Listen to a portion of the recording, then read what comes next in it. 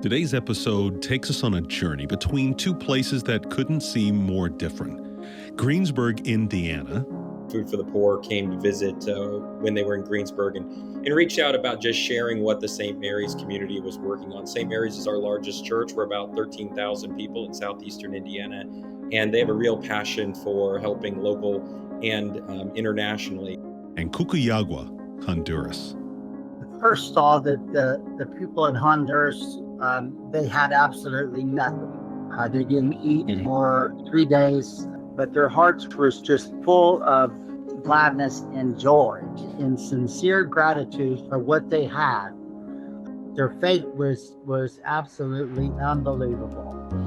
I just knew that we had to help these people. It just jumped out at me. It just had to be done. One, a small American town known for a tree growing out of its courthouse tower. The other, a rural farming community in the heart of Honduras's dry corridor. But what connects them is nothing short of miraculous. That's where the connections really help blossom, is that we can be really proud of the work that fellow Greensburg natives are doing to help people around the world, because it's really a humankind kind of piece and not just a down the street kind of piece. This is Food for the Poor, but we're not just food. We go beyond the plate to discuss a full range of development programs, all designed to break the cycle of poverty. By empowering people with the tools and training they need to transform their lives for generations to come. These stories will inspire you, and best of all, you can be part of the change that takes place. Join us as we go beyond the plate.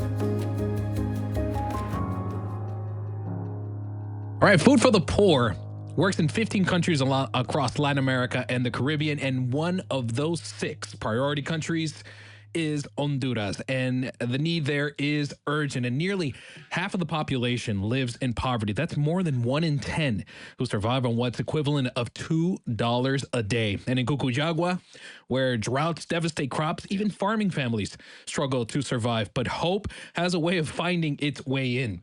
I'm glad you said Cucuyagua, because I had to actually write it down so I don't mispronounce You're it. doing great. It's a big part of what we're talking about today. And that's why we have such passionate clergy speakers that basically they, like Father Carlton Beever, regularly speak in churches like St. Mary's Church in the beautiful city of Greensburg, Indiana, where he shares the experiences of what he has seen in places like Cucuyagua, as well as become the voice for the voiceless in places like Cucuyagua, Honduras. Now, Father Carlton, welcome to Beyond the Plate, and just kind of get us right into what you talked to that group of parishioners that beautiful day in St. Mary's Church in Greensburg, Indiana. What was it that you shared with them about this beautiful country and this beautiful community? Well, I shared with them stories of my experience doing mission trips, especially in Honduras, and about the poverty I saw and about the children and how people struggle just to have enough food to eat, clothes to wear, basically surviving day to day. And I think those stories are what touched people's hearts. You set the stage there, Father Carlton. You do this all the time as one of our clergy speakers in our Church Alliances division. But it's not even the need is so clear. You obviously arrested everyone's hearts with compassion. Now, 2 people that were in that congregation that particular day were our other guests, Tom and Susan Ricke. Now, Susan, I have to hear your take on, what did you feel? What did you experience when you heard the cries of people that you've never met before through the voice of Father Carlton?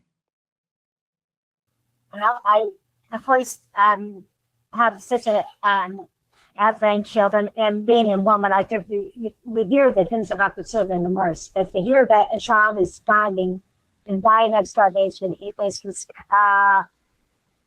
incomprehensible to me. And that, it's happening over and over again in Honduras. And that is what struck me so much. And I felt that Tom was really looking into what he was saying. And I saw Tom looking around the church and things. But other than that, I have to say the normal, Sunday Belief, where we have missionary speak, or traditions from different organizations. And I've known Father Carlton for years because he was our associate pastor before, and that's his Trump. So I think that's basically what it hit me about the children. So you brought Tom into this because I've been waiting to ask Tom about this. You're sitting in the church next to your beautiful wife. You're hearing this impassionate plea by Father Carlton, someone you've known for years, but now you know this side of the work that he does through Food for the Poor. But it was something that happened a little earlier in life that really kicked all of this off. So, Tom, can you take us back to Christmas Day, 1990, and that promise that you made to God? Yes, absolutely. I sure will. My wife, Susan, woke me up at about 11:30 that night, Christmas Eve night. And she told me, she says, Tom, she says, I cannot move my arm or leg. And then I said, okay, we better get to the hospital. So the hospital, the Catamount Hospital, it was only 2 blocks from my house. So we got in the car, went over there really quick. And the first thing that they said, the doctor come in right away. And he said, we believe your wife is dying. And so they took her through more tests. And then first thing I did was go to the chapel, which is right there. And I cried like a babe. And I asked the good Lord if you would spare her life, that I would do anything and everything that she asked of me from here on out. No matter what it is, I will do it. No questions asked. Well, spoiler alert for our audience. Susan made it through. Here she is. Okay. Look at how beautiful she looks. I mean, you wouldn't know. But it was the community of prayers that really brought a lot of comfort and brought you through a very difficult and dark time. And we're talking here with Susan and Tom Ricke, Father Carlton as well on the call, and soon to join us right here in the next segment, Mayor of Greensburg, Indiana. I want to jump back to you, Tom and Susan. So eventually, 30 years in the future, you guys jumped on a plane and traveled to Honduras, where you actually saw the need firsthand. What story jumped on board your heart and made its way back home to Greensburg, Indiana? First saw that the people in Honduras, they had absolutely nothing.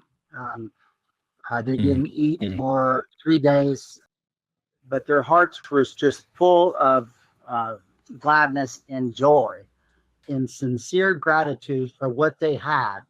Their faith was absolutely unbelievable.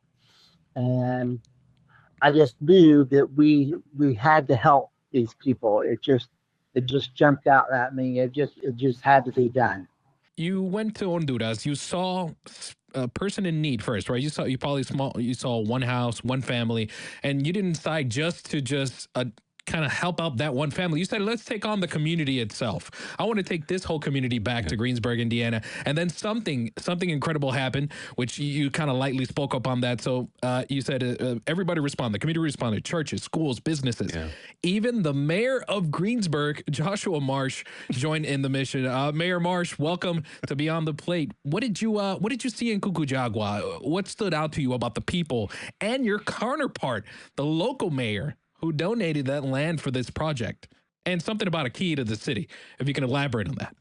Yeah, well, thanks for having me. And this program is really a fascinating one. Food for the Poor came to visit when they were in Greensburg and reached out about just sharing what the St. Mary's community was working on. St. Mary's is our largest church. We're about 13,000 people in southeastern Indiana, and they have a real passion for helping local and internationally. So it was great to see the program, but what really stood out to me and what got me interested in attending the first trip to Honduras was this idea that the wraparound services create a much more stable community. It's not simply a basket of something, it's an education, it's a community, it's a government style system that maybe here in the States we consider it to be like an HOA, but it's a community-driven leadership organization that, as somebody who's in local government and really appreciates and understands, the law behind how do we create civilizations in society,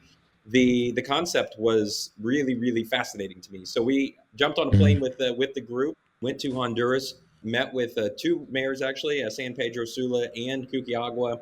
Had an opportunity. They presented us with a key to the city, and we were able to leave them a few gifts of ourselves. But their mayor in Cucuyagua is a young guy too, so it is a great opportunity to connect with what they are struggling with what they're working on, and his support and donation of the land from the city to this village really helps bring the whole idea to life. And can't wait to get back later this year and reconnect with them. Picture this. You're crafting an amazing beer, but stepping into the non-alcoholic market feels impossible. Too expensive, too risky. Sound familiar? That's where Brews comes in. They're your mobile partner for advanced de-alcoholization and pasteurization. No major investment, no hassle, just results. Their mobile tech lets you create non-alcoholic beer without losing that great flavor your fans love. Same great beer, a whole new market.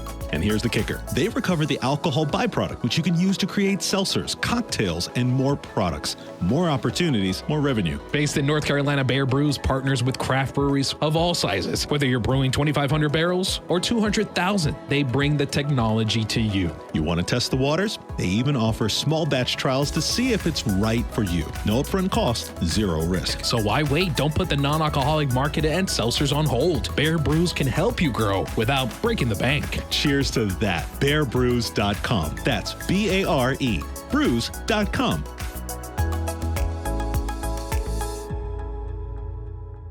You talk about you use the word compassion, and and this really was more than that. It was literally hearts were just rent for this community, for what you all saw and what you brought back. And if we saw, we saw from your community of 30,000 in Greensburg, plus all of the neighboring communities. It's just a testament to what a community that rallies around the vision God has given for those whose heart are bent towards this. But I just have to say, you were kind of modest, and Tom was a little bit modest when he just talked about the $1 million. Let's kind of break that down a little bit. First of all, Tom, your numbers are off. It's $1,145,000, okay? And counting, I'm sure.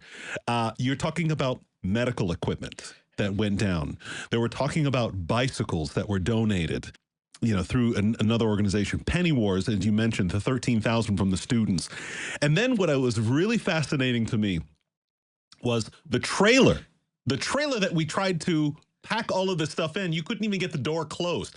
It was like literally you had to take everything out and reshuffle it and repack it. That's a great problem to have. That's a great problem to have. But what I loved about this was it's the community center where now communities can come together with that harmony and this integral community development. Yeah. It's a feeding center where children and families can get the nutrition and the health that they need. St. Vincent de Paul with their bicycles so that the communities can get around, different ones can get around, a pallet of bicycle parts and clothing. Decatur County Memorial Hospital with physical therapy equipment. Everything was thought of. Everything in this community that they needed in Cucuyagua was thought of. And we just, again, reemphasize this word miracle. Miracle. That we got from you all. Now, Mayor Marsh, I want to go back to you for just one moment, because here you are, the mayor of this community. You're accountable for how this community responds to someplace so far away, so different from your own community in southern Indiana. But you saw sewing and seamstress training. You saw welding schools. You saw culinary training. You saw the water purification units that were to be built in the community that they're supporting, helping bring extra income in addition to delivering safe water. How did it make you feel as you came back to your constituents, to your community, to your family, saying, we're going to get behind this. And as you said, your own words, we're looking forward to going back. What did it make you feel? What did it make you feel like inside as the leader of, and the head of the mayor of this community, and how it represents Greensburg to Honduras? Well, I think it's really important first to put really more emphasis on that St. Mary's is leading the charge on this, right? The city of Greensburg is, and I've been personally a big supporter of it, in the idea that we help share what the idea and the vision is. So I think it's important to say, this is a St. Mary's led project, and I'm so proud that they get to call Greensburg home, first of all. So the connection really is rooted in, we talk about job training, childcare, education, and betterment all the time for people. And in this case, we are helping people start on a very fundamental level, a level that is required for them to advance and better their lives. So when we talk about people helping people, this is the way to do it. And the programming that is on the ground is really what was, I guess, being truth tested, right? Of, is it actually working? We went to a completed village. We saw the community centers. We saw the schools. We saw kids, learning in air-conditioned environments, which create a more conducive educational environment for them. And I think that is what we can talk about when we come home and showcase our community. They struggle with access to healthcare, making sure the infrastructure is in place to support industry and agriculture and jobs that support people at their level. And I think that's where the connections really help blossom, is that we can be really proud of the work that fellow Greensburg natives are doing to help people around the world, because it's really a humankind kind of piece and not just a down the street kind of piece. I want to share a quick fact nugget from Greensburg, Indiana. The Decatur County Courthouse is in Greensburg, Indiana, is known for a tree which grows from the top of the courthouse tower. Right? And that's what gives Greensburg its nickname, Tree City. That's correct. All right. So from a tree growing out of a courthouse tower to a tree of life growing in between two communities. You see what I did there? This is what happens when people listen and when they act and when they believe. So Mayor Marsh, you were, again, presented with the key to the city of Cucuyagua. What has this experience shown you about your own community here? Yeah, I think it's a great opportunity. People value when others care. It doesn't matter where you are in the world. And I really appreciate the mayor's hospitality of our entire delegation while we were there. Obviously, this investment by these folks at St. Mary's is helping his community. But it really means a lot when they take the time. He wanted to learn about the Tree City. He shared a key to the city with us as a community. And, I invited him to come visit us sometimes, just as we have come to visit him. And, I look forward to that opportunity to welcome him to the Tree City sometime in the future. That'd be amazing. And hopefully we can revisit that moment. So we can take it back all the way to December of 1990, where it all started, where this miracle started, and it's still happening till today. Thank you, Tom, Susan. Thank you, Father Carlton. Thank you once again, Mayor of Greensburg, Indiana, Joshua Marsh, and everyone who's tuned in today to Beyond the Plate. Thank you all. Thanks for listening. We hope you felt the connection. One plate, one story, one act of love can change everything. Discover more stories and join our community at foodforthepoor.org/podcast, and follow us too at beyondtheplate.podcast. Together we can make a difference. This is Beyond the Plate.